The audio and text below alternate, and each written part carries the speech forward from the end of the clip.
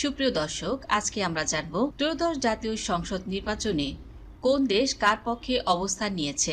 বাংলাদেশের আসন্ন নির্বাচন উপলক্ষে বিশ্বের সমস্ত শক্তিশালী দেশের নজর এখন বাংলাদেশের দিকে। ভূ রাজনৈতিক স্বার্থে কেউ সমর্থন দিচ্ছে জামায়াতকে, আবার কেউ সমর্থন দিচ্ছে বিএনপিকে, তবে বেশিরভাগই চলছে নীরব সমর্থন। তো বন্ধুরা, আজকের এই ভিডিওটিতে আমরা জানব বিশ্বের প্রভাবশালী দেশের মধ্যে কোন দেশ কার পক্ষে সমর্থন দিচ্ছে সেই সম্পর্কে। তো চলুন আর কথা না বাড়িয়ে ভিডিওটি শুরু করা যাক।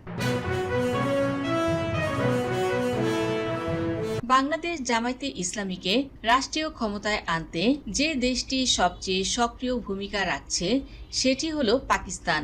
পাকিস্তানের সাম্প্রতিক কর্মকাণ্ড পর্যবেক্ষণ করলে দেখা যায় জামায়াতে ইসলামীর পক্ষে তারা এমন কোনো তৎপরতা নেই যা করছে না। সেখানেই এই বিষয়গুলো উঠে এসেছে। ওই প্রতিবেদনে বলা হয়েছে, আগে বাংলাদেশে ভারত এককভাবে প্রভাব বিস্তার করে ফাঁকা মাঠে গোল দিতে পারত, কিন্তু এখন সেই পরিস্থিতি আর নেই। প্রতিবেদন অনুযায়ী বাংলাদেশকে কেন্দ্র করে ঢাকায় বসেই পাকিস্তানের গোয়েন্দা সংস্থা সক্রিয়ভাবে কাজ করছে। এই তথ্য নাকি ভারতের গোয়েন্দা সংস্থা রকে সরাসরি জানানো হয়েছে।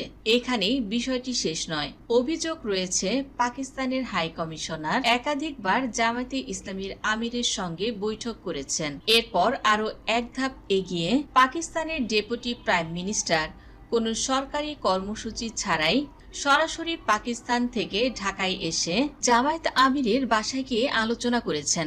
পাকিস্তান চায় যে কোনো মূল্যে জামায়াতে ইসলামীকে ক্ষমতায় নিয়ে আসতে। পাকিস্তানের বিপক্ষে ভারত অবস্থান নিয়েছে বিএনপির পক্ষে। বাংলাদেশের পার্শ্ববর্তী দেশ ভারত শুরু থেকে প্রকাশ্যে আওয়ামী লীগ পতনের পর বিএনপির প্রতি আস্থা রাখছে ভারত, তবে এখন প্রকাশ্যে কোনো মন্তব্য না করলেও গোপনে সমর্থন দিচ্ছে বিএনপিকে। কারণ ভারত একটি হিন্দু রাষ্ট্র। এই কারণে ভারত কখনোই চাইবে না বাংলাদেশে ইসলাম ভিত্তিক কোনো দল ক্ষমতায় আসুক। তাই ভারত চাইবে যে কোনো মূল্যে বিএনপি ক্ষমতায় আসুক। ইতিমধ্যে ভারতীয় হাই কমান্ড ও ভারতের পররাষ্ট্র মন্ত্রীর সঙ্গে তারেক রহমানের দফায় দফায় বৈঠক হয়েছে। এ থেকে বোঝা যাচ্ছে বিএনপির প্রতি সরাসরি সমর্থন রয়েছে ভারতের। বিশ্বের অন্যতম সুপার পাওয়ার দেশের নাম হলো রাশিয়া। রাশিয়া সরাসরি কোনো দলকে সমর্থন না করলেও সম্প্রতি তারেক রহমানের সাথে রাশিয়ার হাই কমিশনের বৈঠক করতে দেখা গেছে। এ থেকে বলা যায় বিএনপির প্রতি রাশিয়ার ঝোঁক রয়েছে। অন্যদিকে আরেকটা সুপার পাওয়ার কান্ট্রি আমেরিকা, যার অবস্থান রাশিয়ার বিপরীতে। বর্তমানে আমেরিকা প্রকাশ্যেই বাংলাদেশের অভ্যন্তরীণ রাজনীতিতে হস্তক্ষেপ করছেন। রাশিয়া যেমন মৌন সমর্থন দিচ্ছে বিএনপিকে, তেমনি ভাবে আমেরিকা তাদের কার্যকলাপের মাধ্যমে প্রকাশ্যে সমর্থন দিচ্ছে জামায়াতকে। জামায়াতে ইসলামীর আমিরের সঙ্গে সরাসরি বৈঠক করেছেন। অথচ বাংলাদেশে এত রাজনৈতিক দল থাকা সত্ত্বেও অন্য কোনো দলের প্রধানের সঙ্গে এভাবে বসেনি তারা। প্রশ্ন হলো, পশ্চিমা বিশ্বের সব কূটনৈতিক একসাথে কেন জামায়াতের সঙ্গে এত ঘনিষ্ঠ হচ্ছে? বাস্তবতা হচ্ছে মার্কিন যুক্তরাষ্ট্রের সিগন্যাল ছাড়া পশ্চিমা বিশ্ব কখনোই জামায়াতে ইসলামীর সঙ্গে বসত না। এছাড়াও সম্প্রতি আমরা দেখেছি জামায়াতে ইসলামের আমির দফায় দফায় যুক্তরাষ্ট্র সফর করেছেন, যে কারণে এই সফরগুলো স্পষ্ট একটি বার্তা দেয় জামায়াতকে ক্ষমতার মসনদে বসাতে চায় আমেরিকা।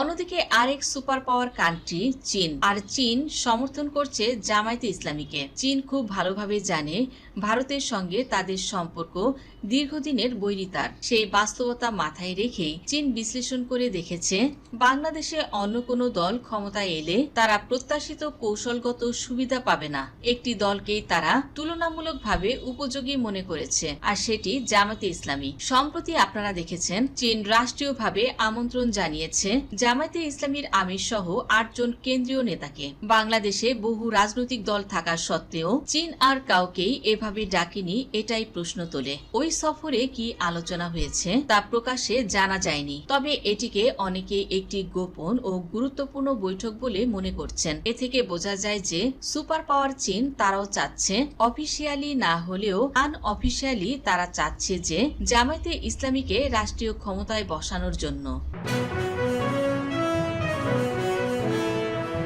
আবার অপরদিকে যুক্তরাজ্য সমর্থন জানিয়েছে বিএনপিকে।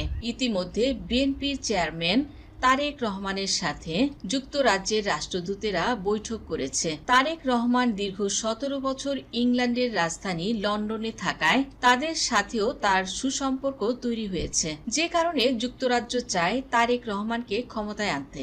এরপর বাংলাদেশ জামায়াতে ইসলামীকে বাংলাদেশের ক্ষমতায় দেখতে চায় আরেকটি প্রভাবশালী দেশ তুরস্ক। তুরস্ক শুরু থেকেই প্রকাশ্যভাবে জামায়াতে ইসলামীকে সমর্থন দিয়ে আসছে।